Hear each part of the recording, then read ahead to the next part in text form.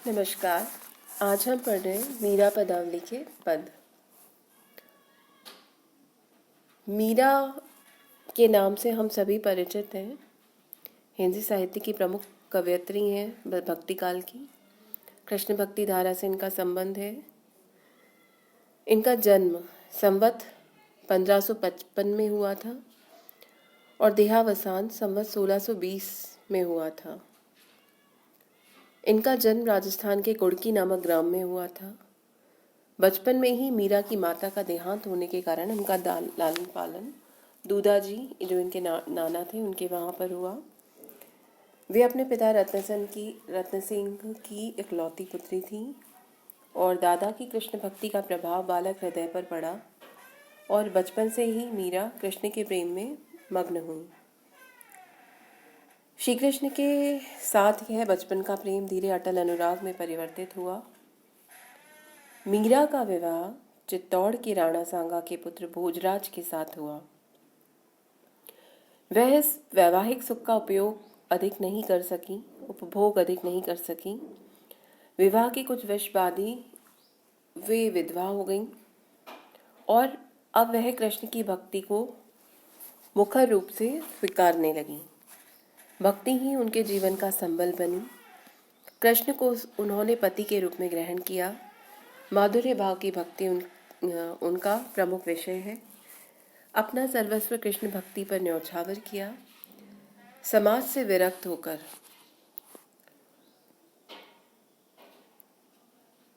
उन्होंने साधुओं की संगत करी।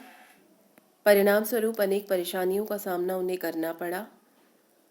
विष के प्याले को उन्हें दिया गया जिसे कृष्ण का चरण अमृत समझकर वे पी गईं। विष का कुछ प्रभाव नहीं हुआ तो पिटारे में रखकर सांप उनके पास भेजा गया पर वह भी शालिग्राम की मूर्ति में परिवर्तित हो गया। कांटों की शैया फूलों की शैया बन गई। इस प्रकार कृष्ण ने अपने भक्त का उद्धार किया।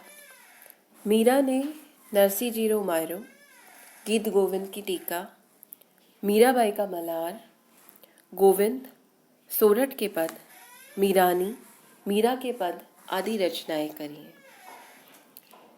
मीरा के काव्य की अगर विशेषताओं की हम बात करें तो हम देखते हैं कि मीरा के काव्य में भाव पक्ष और कला पक्ष दोनों ही समान हैं। काव्य के दोनों ही पक्ष सम होने के कारण वे सफल कवयित्री मानी जाती हैं। उनके काव्य में अनेक विशेषताएं मोटे रूप में देखने को मिलती हैं। पहला, मीरा की भक्ति माधुर्य भाव की है। उन्होंने कृष्ण को पति के रूप में स्वीकार किया और स्वयं उनकी पत्नी बनी। नारी होने के कारण उनके पदों में जैसी अनन्यता और आत्मसमर्पण है वह अन्यत्र दुर्लभ है।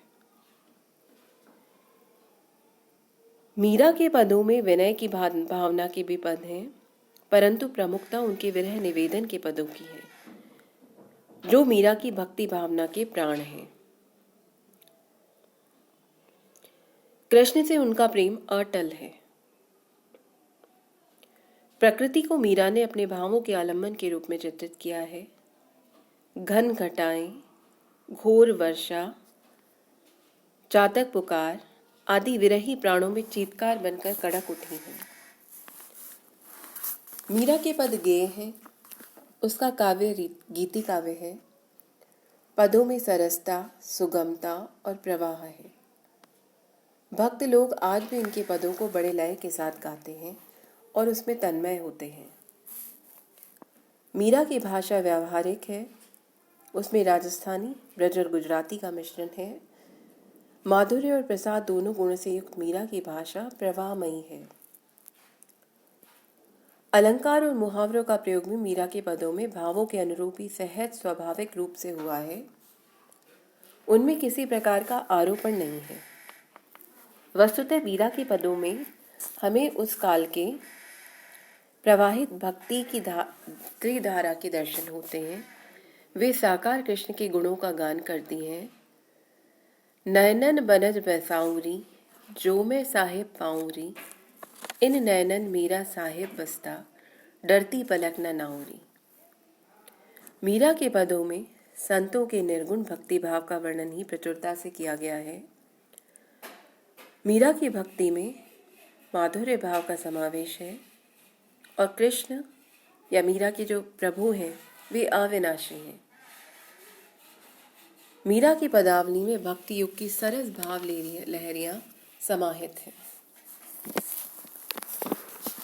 पहला पद है पाठ्यक्रम में अंकित, मन रे परस हरि के चरण, सुभग शीतल कमल कोमल त्रिविध ज्वाला हरण।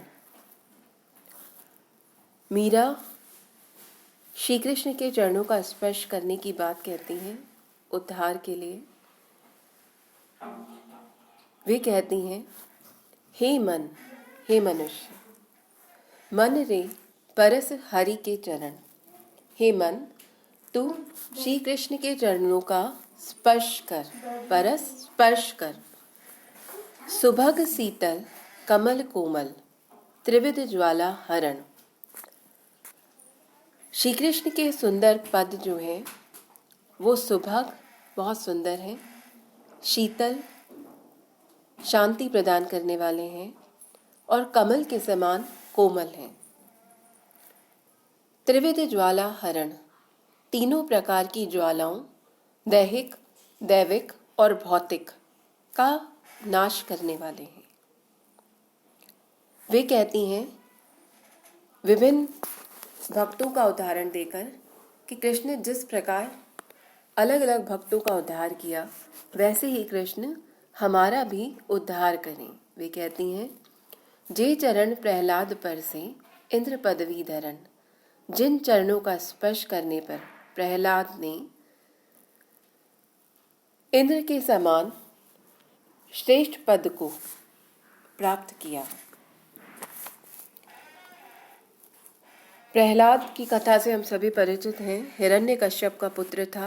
हिरण्यकश्यप राक्षस था जो विष्णु का विरोधी था और प्रहलाद विष्णु की भक्ति करते हैं, कृष्ण की भक्ति करते हैं। जब प्रहलाद को नुकसान पहुंचाना चाहते हैं उनके पिता हिरण्यकश्यप, तो खंबे में से विष्णु प्रकट होते हैं और नरसिंह अवतार लेकर प्रहलाद का उद्धार करते हैं, प्रहलाद के प्राणों की रक्षा करते हैं और उसके पिता की हत्या कर देते हैं। इस प्रकार अपने भक्त की रक्षा करते हैं। जिन तरन ध्रुव अटल कीने राखी अपनी शरण, जिन चरणों का स्पर्श करने पर, जिन चरणों की भक्ति को स्वीकारने पर ध्रुव ने अटल ब्रह्मांड में अटल स्थान को प्राप्त किया, जिसको कृष्ण ने, जिसको विष्णु ने अपने शरण में रखा। ध्रुव राजा उत्तानपाद की संतान थे। 2 पत्नियां थीं। बड़ी पत्नी अपेक्षाकृत उपेक्षित थी, उन्हीं का पुत्र ध्रुव था। ध्रुव ने एक बार बालहट में जब पिता की गोद में जाने का जिद किया तो उसकी सौतेली माँ उसको हटा देती है, अपमानित करके वहां से भगा देती है अपने पुत्र को बिठाकर। जब वह ये बात अपनी माँ को कहता है तो वो कहती है, बेटा इसके स्थान पर, इस गोद के स्थान पर तू परम पिता की गोद को में बैठने का प्रयास कर, उसको चुन। और वो भक्ति का रास्ता अपने पुत्र को बताती है। परिणाम स्वरूप ध्रुव भक्ति के मार्ग से चलकर कृष्ण की प्राप्ति करता है और उसका उद्धार होता है। जिन चरण ब्रह्मांड बैठ्यो नख शिखो श्री भरण, वामन रूप धारण करके और जिनका रूप नख से शिख तक, पैरों के नाखून से सिर की शिखा तक सौंदर्य से भरा हुआ है, और जिन्होंने अपने केवल 2.5 कदम से संपूर्ण ब्रह्मांड को नाप लिया था, ऐसे विष्णु, ऐसे कृष्ण की शरण में जाना ही श्रेष्ठ है। जिन चरण प्रभु बरस लीने तरी गौतम घरण, जिन चरणों का स्पर्श करके प्रभु ने गौतम की पत्नी अहिल्या का उद्धार किया था, और उसे पत्थर रूप से मुक्त किया था, वही भक्तों का उद्धार करने वाले हैं। जिन चरणों का स्पर्श काली ही नाथ्यो गोप लीला करण, जिन चरणों की स्पर्श गोप गोपियों के द्वारा करने पर लीला करते करते ही कालिया नाग को जिन्होंने मथ लिया था और अपने भक्तों की रक्षा करी थी, अपने भक्तों की रक्षा के लिए जिन्होंने गोवर्धन पर्वत को धारण किया था, गर्भ मगवा हरण और इंद्र के गर्व को दूर कर दिया था, दासी मीरा लाल गिरधर अगम तारण तरण, मीरा उन्हीं कृष्ण की दासी हैं और वही श्री कृष्ण इस दुर्गम संसार रूपी सागर से तारने वाले हैं, पार कराने वाले हैं। उदाहरण अलंकार है जिन चरण ध्रुव ब्रह्मा, अलग अलग जिन चरण जहाँ भी आ रहा है, जो जिमी जैसे जिस प्रकार की शब्दों का होता है, वाचक शब्द हैं जिनके द्वारा हमें उदाहरण अलंकार की पुष्टि होती है। बसो मोरे नैनन में नंदलाल, मोहनी मूरत सांवरी सूरत, नैना बने विशाल। कृष्ण को संबोधित करते हुए कहती हैं, हे नंद के पुत्र, मेरे नेत्रों में बस जाओ। मोहनी मूरत, वो कृष्ण, उन कृष्ण की छवि मेरे हृदय में बसे जिनकी मूरत बड़ी सुंदर है, मोहने वाली है, जिनका वर्ण सांवला है और नेत्र बड़े विशाल हैं। अधर सुधारस, होठों पे अमृत की वर्षा करने वाली मुरली राजती, मुरली विराजती है। हृदय स्थल पर वैजंती के फूलों की माला सुशोभित है। शुद्र घंटिका कटितट शोभित, छोटी छोटी घंटियों की बनी कमर धनी जिन्होंने अपने कमर पर पहन रखी है।